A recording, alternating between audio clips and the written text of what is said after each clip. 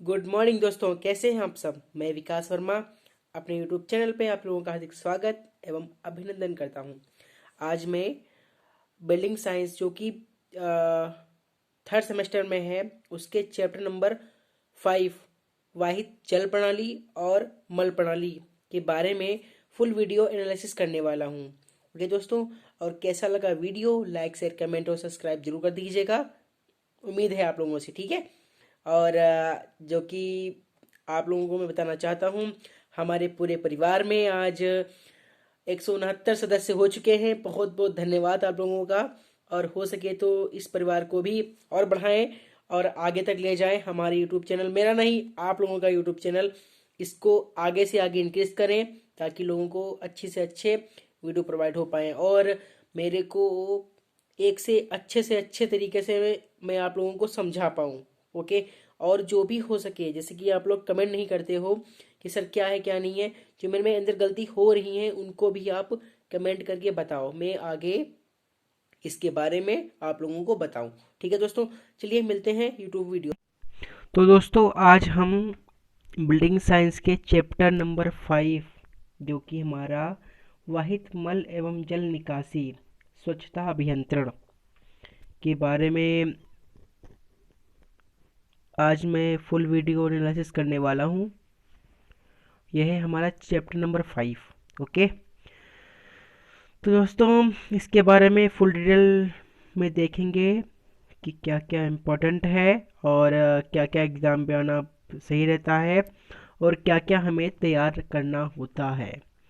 ये मैंने नोट्स, मेरे द्वारा बनाए गए नोट्स हैं जो मैं आप लोगों के समक्ष शेयर कर रहा हूँ। ठीक है दोस्तों, अब बात करते हैं इसमें जो भी मोस्ट इम्पॉर्टेंट चीज़ होती हैं मैं वही आप लोगों को बताता हूँ। और मैंने मेरे द्वारा ही नोट्स तैयार किए गए थे, ये सब मेरे द्वारा ही नोट्स ये सब तैयार किए गए थे, तो मैं आप लोगों के सामने समकक्ष रख रहा हूँ। तो सबसे पहले हमारे बात आती है अपशिष्ट पदार्थ की। अपशिष्ट पदार्थ भाई क्या होता है। घर में रहते हैं आप लोग, झाड़ू पोछा होता है, बर्तन धोए जाते हैं, फ्रेश होते हैं, हम लोग नहाते हैं, ये सब मल होता है ना। ये सब छोटे छोटे पदार्थों से मिलकर बना होता है, तो इन्हीं सब चीज़ों को अपशिष्ट पदार्थ कहते हैं। अब ये अपशिष्ट पदार्थ होते क्या हैं, कितने प्रकार के होते हैं। अपशिष्ट पदार्थ जो होते हैं वो 3 प्रकार के होते हैं: ठोस अपशिष्ट, द्रव अपशिष्ट, अर्ध ठोस तथा अर्ध द्रव अपशिष्ट। ओके दोस्तों, अब बात करते हैं ठोस अपशिष्ट भाई क्या होते हैं।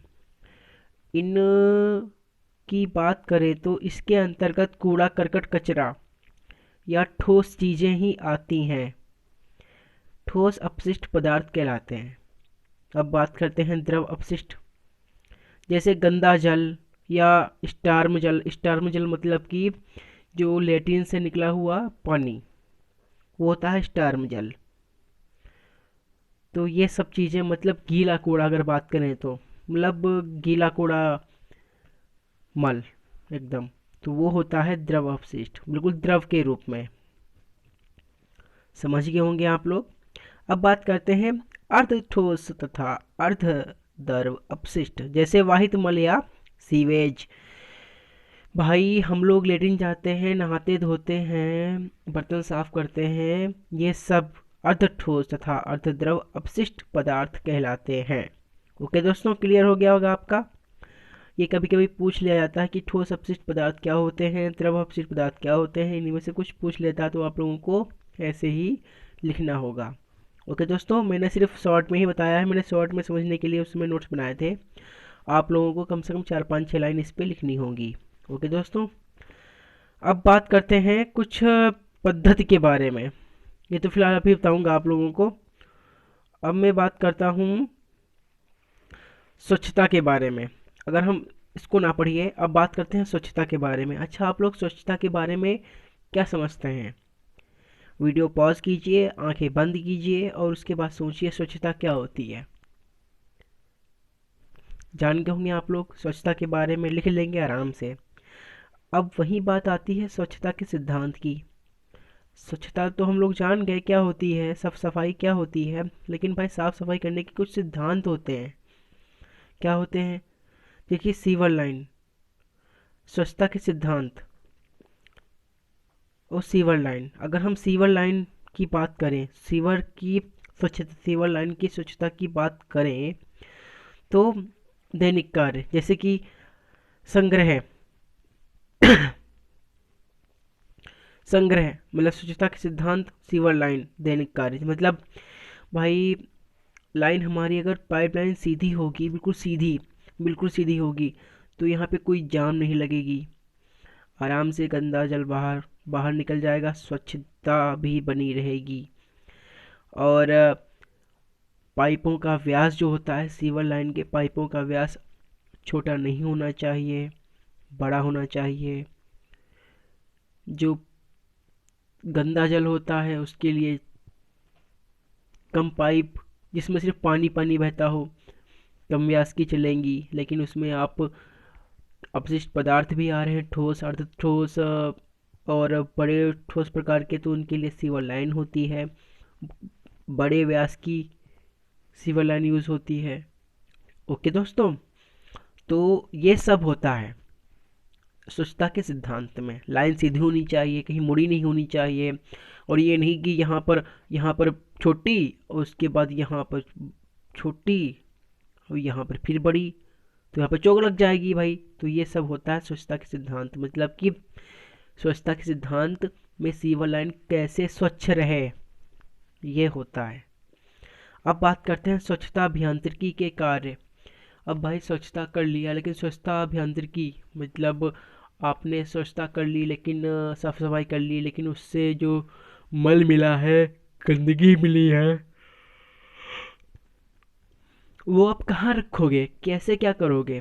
तो आओ सबसे पहले पॉइंट वाइज समझते हैं। आपने साफ सफाई की, जो भी कूड़ा करकट मिला उसका संग्रह करोगे आप, मतलब कि इकट्ठा कर लोगे। इकट्ठा करने के बाद उनका परिवहन करोगे, मतलब कि आप उठाया, डस्टबिन में भरा, डस्टबिन भरने के बाद कोई जो ट्राली वगैरह आती है, नगर पालिका वगैरह की ट्राली आती है, उनमें डाल दिया कूड़ा करकट वगैरह, तो ये परिवहन हो गया उचित वाहनों के द्वारा। और इसमें उचित वाहन ही होने चाहिए, ये नहीं कि भैया आ गए ठेलिया पे ले जा रहे गंदगी सब, भाई और जहाँ हल्का सा वो ब्रेक व्रेक आया, ठेलिया उलिया में जितना गंदगी भरी थी सब नीचे गिर गई, और ऊपर से पॉल्यूशन भी होगा। तो इसके लिए अलग, जैसे कि आपने देखा होगा नगर पालिका की जो गाड़ियाँ वगैरह आती हैं कूड़ा करकट लेने के लिए, तो उनकी वो स्पेशल गाड़ी होती है, तो उन्हीं के लिए उचित वाहनों के द्वारा ही परिवहन किया जाए कूड़ा करकट का। और उपचार एवं समापन भाई, उपचार एवं समापन, आपने जो कूड़ा करकट दिया है उस कूड़ा करकट में कौन सी चीज़ यूज़फुल है और कौन सी चीज़ हानिकारक है, उसका उपचार, और उसके बाद अगर हानिकारक चीज़ है तो उसका किस प्रकार से समापन किया जाए, ये सब उपचार एवं समापन कूड़ा करकट का उपचार एवं समापन करना, ये होता है। तो हमने पॉइंट वाइज समझा कि संग्रह, परिवहन और उपचार एवं समापन किस प्रकार से स्वच्छता अभियांत्रिकी के कार्य होते हैं। ओके दोस्तों, अब बात करते हैं मल वहन पद्धति और जल वहन पद्धति।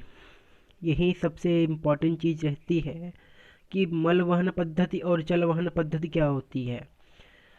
देखो, जो वाहन पद्धति, अगर हम बात करें सीवेज, सीवेज माने क्या होता है, गंदगी, गंदगी, घर की गंदगी होती है उसे हम सीवेज बोलते हैं, सीवेज।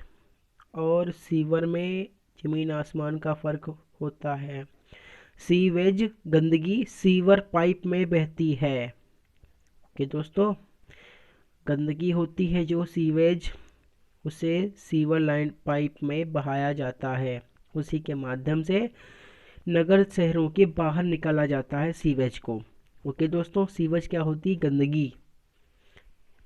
ओके, सीवेज में ही अपशिष्ट पदार्थ ही मिले होते हैं, गंदगी सब होती है। और उसी में हम बात करते हैं कि सीवेज में मलवहन पद्धति और जलवहन पद्धति। अब सीवर में कुछ चीज़ें होती हैं, जैसे कि मलवहन पद्धति होती है और जलवहन पद्धति। मतलब मलवहन की पद्धति कैसी होती है और जलवहन पद्धति के बारे में हम लोग समझेंगे। उसके बाद इनके बीच में अंतर स्पष्ट करेंगे। मलवहन पद्धति क्या होती है? अगर हम बात करें मलवहन पद्धति क्या होती है, वह पद्धति जिसके अंतर्गत जैसे कि हम लोग कूड़ा करकट सब गंदगी फैलाते हैं, ये सब करते हैं, और ये सब एक सीवर पाइप में छोड़ दिया जाए। अगर हम कोई भी गंदगी करते हैं, कूड़ा करकट होता है, ये सब होता है, अगर हम एक ही सीवर लाइन में भेज दें सब, तो क्या होगा, जाम लग जाएगा, सब मामला खराब हो जाएगा। तो इसी को दूर करने के लिए एक पद्धति अपनाई जाती है, उसे बोलते हैं मल वहन पद्धति। भाई सूखे के लिए अलग से सिस्टम, जो मैंने बताया था, संग्रह ये सब वगैरह, ये हो गया। अब गीले की बात आई तो गीले के लिए इसे जो सीवेज होता है उनको सीवर के माध्यम से, मतलब मल होता है, मल का वाहन कर दिया जाए। मतलब जो गंदगी लेटिन वगैरह होती है, हम लोग नहाते हैं, सब गंदगी निकलती है, इसका वाहन कर दिया जाए सीवर के माध्यम से। तो यह पद्धति जो होती है वह होती है मल वहन पद्धति। अब बात करते हैं जल वहन पद्धति।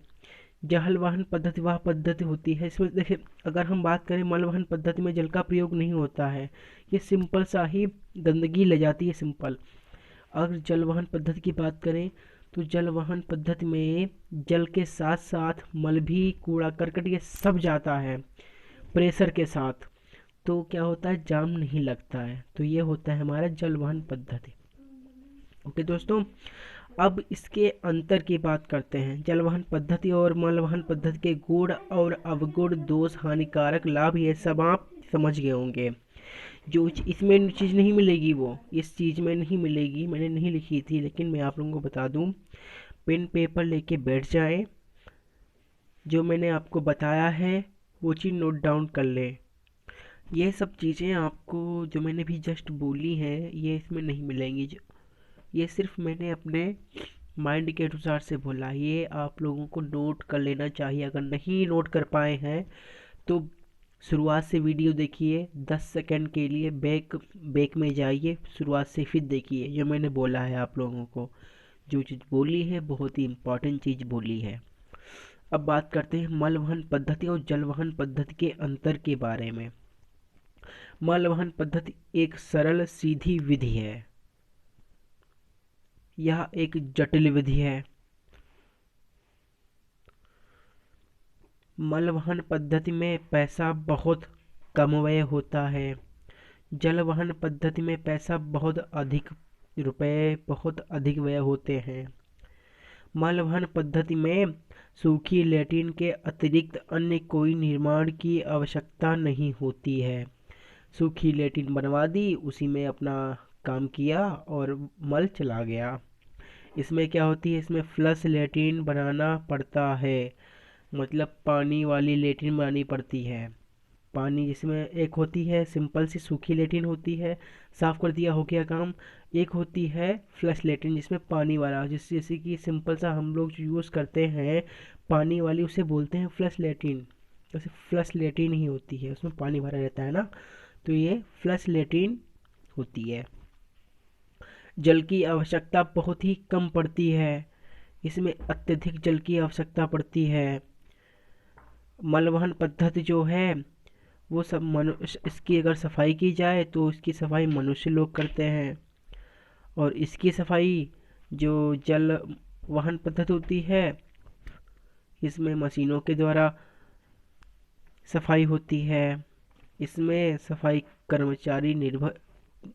कर्मचारियों पर निर्भर होना पड़ता है। भाई कब सफाई कर्मी आएंगे, इस गंदगी को साफ करेंगे। इसमें क्या, मशीनों द्वारा पूरा काम होता है। मशीन आई, झर साफ करके चली गई, काम हो गया। कुशल, अब भाई सफाई कर्मी भी अच्छे खासे होने चाहिए, नहीं कि भैया ऐसे वैसे आ गए सब एड़ू डेड़ू एकदम, उन्हें कुछ आता ही नहीं। सफाई करनी हो ये कर दी, वो ऊपर से चौकाव लग जाए, गंदगी और फैल जाए, आगे पानी ही ना पास हो, तो यह प्रॉब्लम होती है ना। तो इसके लिए कुशल नागरिक की आवश्यकता होती है। भाई कुशल नागरिक ही इसकी सफाई कर पाएगा, क्योंकि वो मल वहन पद्धति के बारे में जानकारी रखता है इसी के लिए। और ये जो मल वहन पद्धति होती है पूरी एकदम खुली खुल्लम खुल्ला होती है, तो इसमें वातावरण भी दूषित होता है। क्यों? क्योंकि यह पूरा खुला पद्धति है और इसमें अच्छी मशीनों का प्रयोग होता है। बंद होने के कारण यह भूमिगत होता है। ये जो जल वहन पद्धति है, यह एक मतलब भूमिगत पद्धति होती है। इसमें वातावरण प्रदूषित नहीं होता है। बड़े बड़े शहरों दिल्ली, मुंबई, आगरा, लखनऊ, बरेली, हरियाणा, पंजाब आदि यही शहरों में आजकल जल वहन पद्धति का ही बहुत ही अच्छी तरीके से प्रयोग चल रहा है। तो मल वहन पद्धति अब नहीं रह गई, अब जल वहन पद्धति ही है। अब बात करते हैं सफाई पद्धति के बारे में। जैसे कि मैंने बताया था, मल वहन एवं शुष्क पद्धति और जल वहन पद्धति। चलो आ गया, इसके मैं बता देता हूँ। अलग अलग प्रकार के कूड़ा करकट को एकत्र करके उनका उपचार एवं समापन किया जाता है। मतलब अलग अलग प्रकार के कूड़ा करकट, सूखा कूड़ा, गीला कूड़ा, मल, ये सब वगैरह अलग अलग एकत्र करके उनका उपचार एवं समापन किया जाता है मल वहन एवं शुष्क पद्धति में। अब बात करते हैं जल वहन पद्धति के बारे में। सीवर में उपस्थित गंदगी को सीवर के माध्यम से शहर से बाहर निकाल कर उपचार एवं समापन किया जाता है। जल वहन पद्धति जो है प्रेजेंट टाइम आधुनिक युग में सबसे ज़्यादा प्रयोग की जाती है। दिल्ली, मुंबई, आगरा, लखनऊ, हरियाणा, पंजाब, केरल, तमिलनाडु, हैदराबाद, ये सब जितने भी महानगर हैं, सब जगह जल वहन पद्धति ही प्रयोग की जाती है। ठीक है दोस्तों, ये आजकल आधुनिक युग में भी सबसे ज़्यादा प्रयोग की जा रही है। इसमें पैसा इतना खर्च नहीं होता है, लेकिन जिस प्रकार से पैसा खर्च होता है उस प्रकार से काम भी होता है, क्योंकि आजकल जनसंख्या नियंत्रण है नहीं, जनसंख्या बढ़ती जा रही है। तो उसी के हिसाब से मद्देनजर देखते हुए जल वहन पद्धति ही सबसे बेस्ट विकल्प है। इसमें कोई प्रॉब्लम नहीं होती है। ठीक है दोस्तों, तो हम लोगों ने आज बिल्डिंग साइंस के चैप्टर नंबर 5 के बारे में पूरा वीडियो देखा।